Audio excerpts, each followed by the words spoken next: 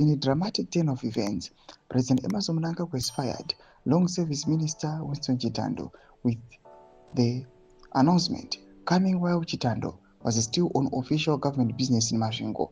Sanabina mashoko buda panguva iri Minister Chitando vachishamisika kunzi aiva vafaiwa varitori aiva on a business mission.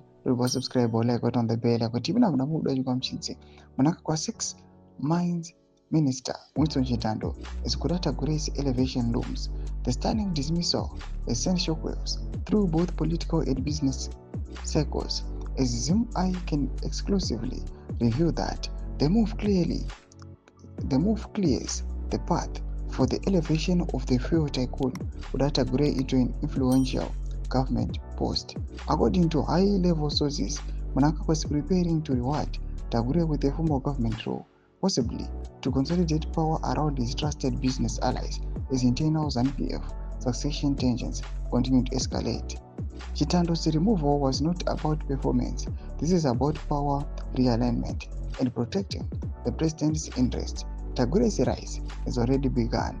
Mnangagwa's administration is come under growing scrutiny for awarding lucrative state contracts to Tagure-linked companies, including controversial energy and mining deals. The billionaire businessman, long viewed as the regime's chief financier, has never held official political office, but is said to wield de facto ministerial power through his network of proxies. Chitando's sudden exit while he was still on duty inspection projects in Masvingo as stand observers. Until now, he had been considered one of the president's most reliable technocrats. However, insiders say he has increasingly clashed with forces aligned to Tagure over control of key mining concessions.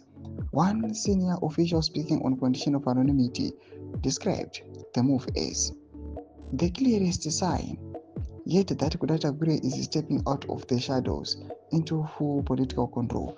The development follows a string of high-profile corruption scandals involving mining tenders and comes amid ongoing investigation by the Zimbabwe Anti-Corruption Commission ZVAITWA into government contracts and unexplained wealth within the ruling elite. Should Tagure be formally appointed, his presence in cabinet would tighten Mnangagwa's grip on resource revenues, but may further alienate both Vice President Nkosazana and civil society watchdogs, already alarmed by the militarization and oligarchization of Zimbabwe's key economic sector.